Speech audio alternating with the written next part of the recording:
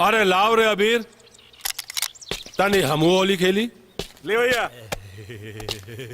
हो लाली चुनरी पे, हो लाली चुनरी पे, होलिया में रंग बरसे रंग बरसे। अरे होली के दिन रंग खिल जाते हैं, आपन लुकाइल भुलाइल सब मिल जाती है ना मामा?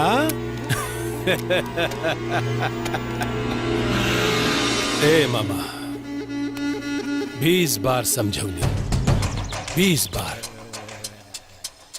कि तू राजकुमारी है और बिया के बाद रानी बनबी।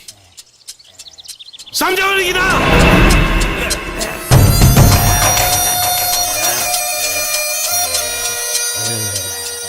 पर एकरा के तो नौकरानी बने के भूत सवार बा।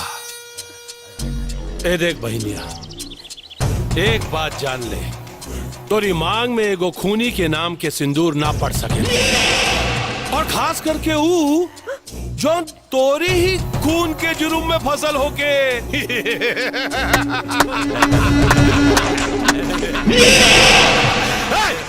निकल निकल पर्दा से बाहर, निकले के कहनी ना।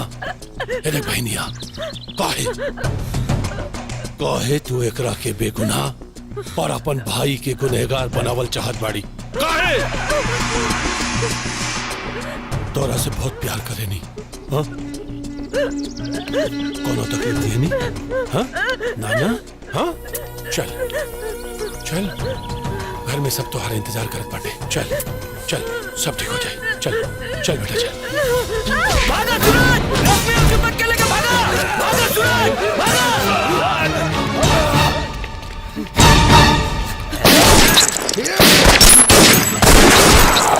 मामा!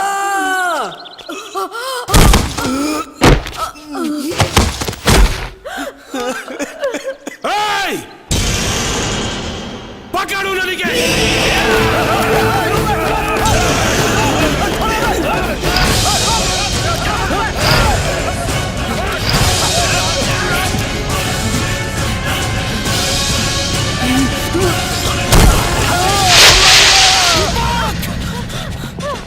भैया, तो क्या हमारी क्रिया भाभी के लेके भाग जा भैया।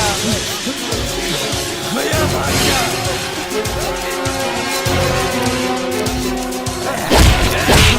जितना तेज तोर भाई भागल है ना, उतना तेज दौड़ के फिर वो वापस आई। ले दारू पी, दारू पी।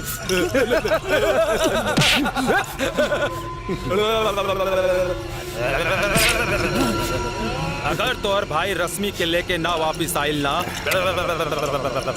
ते जान ले कि आज के रात तोर जिंदगी की आखिरी रात हुई। ले पी, आज की रात बड़ी कातिल है, अब जिंदा हो तो जी लेने दो, जी लेने दो। आज होली है तो पी लेने दो, आज होली है तो पी लेने दो। ए मगरुआ। हाँ भैया। चल यहाँ से, बाकी तो निकुल देखिए सब एक।